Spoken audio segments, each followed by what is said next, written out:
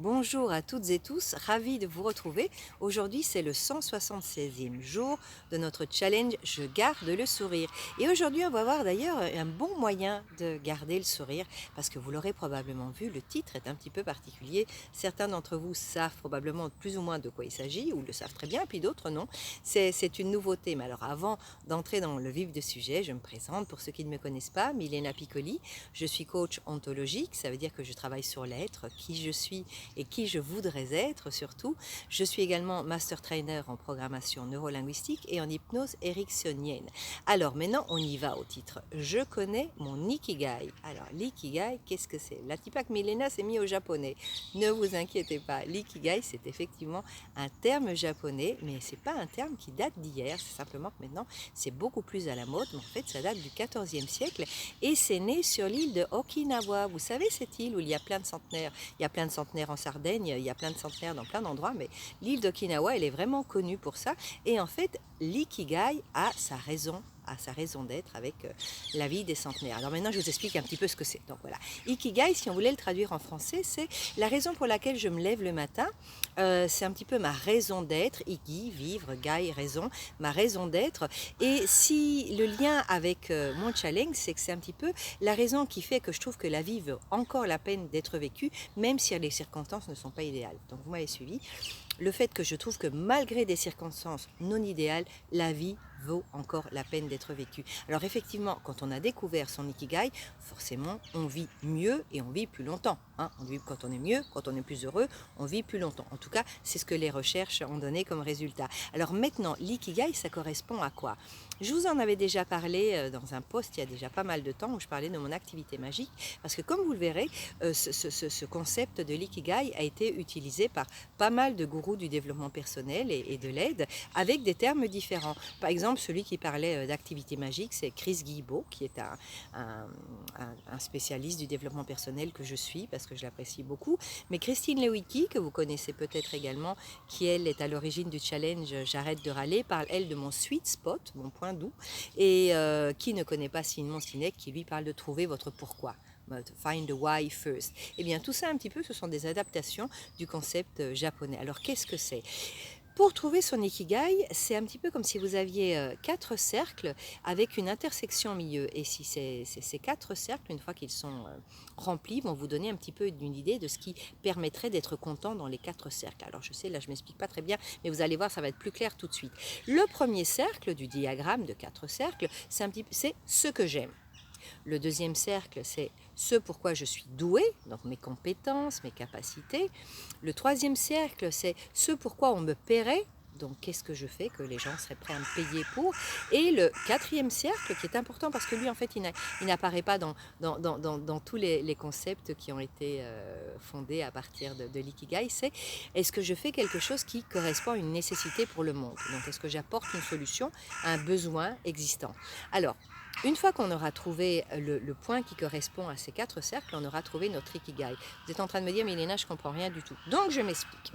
Si vous avez une activité qui vous plaît, donc vous avez découvert ce que vous aimez, et vous avez découvert qu'en plus vous êtes doué pour ça. Ah ben c'est très bien, vous avez une passion. Mais la passion ne va peut-être pas faire bouillir la marmite. Mais enfin, vous avez quand même trouvé une passion. Mais non, si vous avez quelque chose pour lequel vous êtes doué, donc vous avez les compétences, et en plus, on vous paye pour, ça y est, vous avez une profession.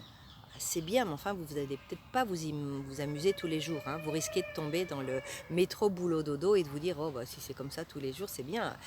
Mon compte en banque est bien rempli, mais enfin bon, c'est pas particulièrement drôle ce que je fais. Maintenant, si vous avez quelque chose qui vous rapporte de l'argent et qui en plus aide l'humanité, bon, ça va, vous avez une mission. C'est bien, mais bon, de nouveau, le petit côté passion, j'aime ce que je fais, n'est peut-être pas tout à fait présent. Et enfin, si vous avez quelque chose que vous aimez et qui en plus correspond à une nécessité dans le monde, vous avez une vocation. Et comme vous le savez, la vocation c'est très bien, mais de nouveau, c'est comme le cas de la passion, ça ne fait pas remplir la marmite. Alors si vous avez trouvé votre profession, votre vocation, je me perds parce qu'il y a des lions partout, donc votre passion, votre vocation, votre mission et votre profession, il faudrait trouver maintenant quelque chose qui est au centre de ces 4 ions et qui va vraiment être votre ikigai. Alors on va commencer par quoi? Alors la question la plus importante, et malgré tout j'y reviendrai, je ne vais pas la faire passer en premier parce qu'il y a des sous-questions beaucoup plus importantes qui vont vous permettre de le trouver, c'est qu'est-ce que j'aime? Ben oui, ben c'est quand même le plus important de savoir ce qu'on aime. Bon, alors celle-là, on la laisse pour l'instant et on va attaquer les autres. Ce pourquoi je suis douée. Alors comment est-ce que vous pouvez savoir ce pourquoi vous êtes doué? Ben, je sais pas moi, allez sur votre CV, voyez un petit peu les compétences que vous avez, voyez un petit peu ce qu'on dit de vous, quelle est votre réputation. Ah ben, elle est vachement douée pour... ou alors voyez un petit peu pourquoi on vous appelle. Moi, je sais qu'en général, quand il y a des problèmes dans une équipe, quelque part, c'est dit, Milena, tu veux pas venir mettre un peu le calme là, parce qu'on s'en sort pas, etc. Donc, je sais que quelque part, l'organisation, calmer le jeu, les équipes, c'est dans mon domaine. Pourquoi est-ce qu'on m'appelle? Eh bien, on m'appelle en général, j'en avais déjà parlé, un truc qui n'a absolument rien à voir avec ma profession, mais j'adore la décoration, j'adore le feng shui, et on m'appelle régulièrement pour ça. Tu sais, je suis en train de déménager, tu ne viendrais pas me donner peut-être quelques conseils, comment je peux agencer la maison pour que ça aille bien dans tel ou tel domaine? On m'appelle pourquoi encore? Essayez de voir un petit peu, les gens font appel à vous pourquoi? Ça veut dire que vous êtes doué dans ces domaines-là. Ensuite, bon, quelque chose pour lequel on me paierait. Bon, est-ce que j'ai les compétences pour recevoir de l'argent en fonction du service que je vais donner? Donc, voyez un petit peu si les gens sont prêts à vous payer pour ce genre de choses. Et alors, pour le dernier point qui nous reste, qui est est-ce que ça correspond à un besoin de l'humanité? Déjà, si on vous appelle régulièrement, c'est qu'il y a un besoin et que vous amenez une solution. Donc, si vous êtes doué pour ça, qu'on vous appelle pour ça, vous savez aussi que c'est qu'il y a un besoin et que vous êtes capable de remplir ce besoin en amenant une solution. Puis sinon, voyez un petit peu, vous, qu'est-ce que vous voudriez changer dans le monde? Ça peut aussi vous amener un petit peu à trouver, bon, il y a un problème dans le monde et les gens ont besoin de moi. Par exemple, je sais qu'une de mes missions que j'ai écrite sur mon website, c'est collaborer à un monde plus joyeux. Je sais pas, je trouve que les gens ne sont pas assez joyeux, enfin, pas assez, à mon opinion. Je voudrais qu'il y ait plus de légèreté, plus de bonne humeur, plus de bienveillance, etc. Donc, c'est quelque chose qui me plaît et c'est ce que j'ai trouvé qui pourrait être un besoin parmi les gens que je côtoie et pas dans le monde en général. Donc voilà. Et maintenant, la question la plus importante, c'est effectivement qu'est-ce que j'aime? Alors comment est-ce qu'on va découvrir ça? Écoute, la première question à se poser, elle est vraiment, prenez le temps pour y répondre, c'est si tout était possible, si j'étais sûre de réussir, qu'est-ce que je ferais? Si tout était possible, si j'étais sûre de réussir, qu'est-ce que je ferais? Si j'étais sûre de ne pas me planter, qu'est-ce que je ferais? Là, vous allez déjà découvrir quelque chose que vous aimez. Vous allez découvrir quelque chose qui est tellement important, mais il est tellement important, mais vous mettez des mais tout le temps, donc vous ne le faites pas. Moi, j'ai fait l'exercice, pas plus tard qu'hier, hein, j'ai participé à un atelier sur l'ikigai, c'est pour ça que je vous en parle aujourd'hui.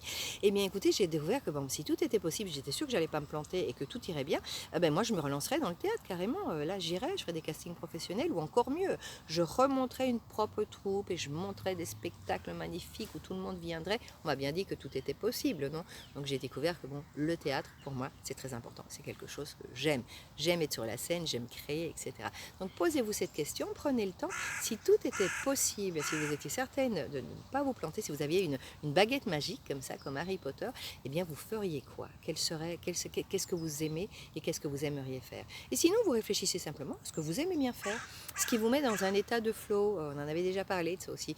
Un état de flow, c'est que vous aimez tellement ce que vous faites qu'au bout d'un moment, vous oubliez, le temps passe et vous dites « Oh mon Dieu, mais il est déjà 8 heures et je suis toujours dans mon bureau à faire, à monter un cours ou à dessiner ou chacun a le sien à jardiner. Beaucoup de personnes trouvent leur flow en faisant du jardinage. Donc trouvez un petit peu ce qui vous met dans cet état de flow, que vous en oubliez la notion du temps. Donc voilà, je récapitule, c'est simple, vous avez 4 questions, c'est qu'est-ce que j'aime, pourquoi est-ce que je suis douée, quelles sont mes compétences pour lesquelles on pourrait me payer et est-ce que j'ai quelque chose à offrir pour un problème qui existe parmi les gens que je côtoie ou dans le monde entier. Voilà, ça a l'air simple, ce ne l'est pas, hein. Je vous dis, ça vaut la peine, d'y passer quelques heures et même quelques journées, d'y revenir régulièrement.